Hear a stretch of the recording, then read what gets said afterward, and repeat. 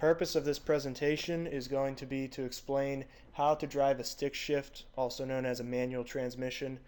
The people involved with this project are Greg Murphy, Gary Kantorski, Matt Champeau, and Nate Nelson. First is a history on how the stick shift was invented. Originally, French inventors Louis Ren Panhard and Emile Levasseur were credited with the development of the first modern manual transmission. They demonstrated their 3-speed transmission in 1894, and the basic design is still the starting point for most contemporary manual transmissions. A fact about this is that manual transmissions preceded automatics by several decades. In fact, up until General Motors offered an automatic in 1938, all of the cars were shift-it-yourself variety manual transmissions. To continue the history, Panhard and Levasseur used a chain drive on their original transmission. In 1898, automaker Louis Renault used their basic design but substituted a drive shaft for the drive chain and added a differential axle for the rear wheels to improve performance of the manual transmission. By the beginning of the 20th century, most cars manufactured in the United States featured a non-synchronized manual transmission based on the Panhard, Levasseur, and Renault design. The next major innovation occurred in 1928 when Cadillac introduced a synchronized manual transmission, which significantly reduced gear grinding and made shifting smoother and easier. It's also important to recognize that the differential axle is still used today, and that change ultimately decided how the manual transmission would develop into the future. Driving stick means manually controlling shifting. By depressing the clutch, this allows the engine to disconnect from the transmission, which then allows you to change your gearing using first, second, third, fourth, fifth, or reverse. Depending on the situation, drivers can control the torque and top-end speed of the vehicle. By selecting first or second, it allows the torque to be higher, while driving fourth or fifth, you can have higher end speeds. Here's some examples of manual transmission vehicles. In the bottom left corner here we have a Ford F550 diesel engine. The benefit of that vehicle having a manual is that it has a higher torque output so that the truck can haul heavier loads. From this picture it's hauling a wheel loader, so if the vehicle is on a uphill incline, the driver can downshift from either fourth gear into third gear or fifth gear into fourth gear, which will make a higher RPMs with lower speed, so the truck will have forward momentum going up the hill, and it'll just be easier for both the driver and for the engine itself. There'll be less stress on the engine. Another benefit will be for the vehicle going downhill. Instead of the driver only relying on the brakes to stop the vehicle, he can downshift again from either fifth into fourth, which will make high RPMs with a lower speed to help slow down the vehicle. On the top right corner here we have a Toyota MR2.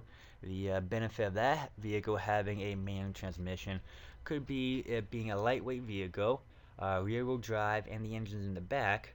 The driver, depending on how skilled he is, can quickly select through the gears so you can have a higher RPM going to the second gear, which means the engine will be revving faster, so that speed will be gained more rapidly than it will with an automatic vehicle. Automatic vehicles tend to switch gears between 2 and 3,000 RPMs. With a manual, the driver may choose to switch either at low RPMs or high RPMs, depending on how fast he wants to drive. On the bottom right corner here we have a Jeep Rubicon. Now the benefit of that vehicle is for off-road capabilities. Say the driver is going uphill and you want high RPMs like truck getting forward momentum so that the wheels will always maintain traction on, say, a dirt road with many rocks so tires won't slip, and also going downhill. Again, when the driver doesn't rely on the brakes so that the brakes won't lock up, he can downshift, slowing down the vehicle. In the slide are some components of the clutch. The clutch consists of a flywheel, a clutch pad, a pressure plate, diaphragm spring, and the clutch pedal. Now, the clutch is the connection between the motor and the transmission, is how the car is given power. It links the crankshaft and the flywheel using friction to the transmission. The motor is constantly running or idling, so the crankshaft is always spinning. The clutch serves as a mechanical connection between the motor and the transmission, which powers the wheels. When engaged, the clutch connects the crankshaft and the transmission, resulting in wheel spin. When disengaged, the two are separated, but the motor continues to run. This is necessary when at a stop because the connection needs to be severed between the motor and the transmission. If the connection is not severed, the motor will try to spin the wheels at a stop, but there will not be enough power to supply to the wheels and the engine will stall. This is why a manual transmission car must always be in neutral at a stop. Most vehicles these days have a 5 or 6 speed center console shifting mechanism. There are usually 5 or 6 gears ranging from first, second, third, fourth, and fifth, and possibly a sixth with a reverse gear. Transmissions have a combination of ratios of gears to create different types of mechanical advantage, whether it be torque and acceleration or top speed. You select this gear ratio to determine the mechanical advantage you need at that time, and you use the shift knob to select it. There are 4 pedals in any kind of manual car. The dead pedal, which is just a footrest for the left foot, the clutch, which is engaged with the left foot, which is the second pedal from the left, and your standard accelerator and brake pedals, which are used by the right foot and are in the same standard position as in any vehicle.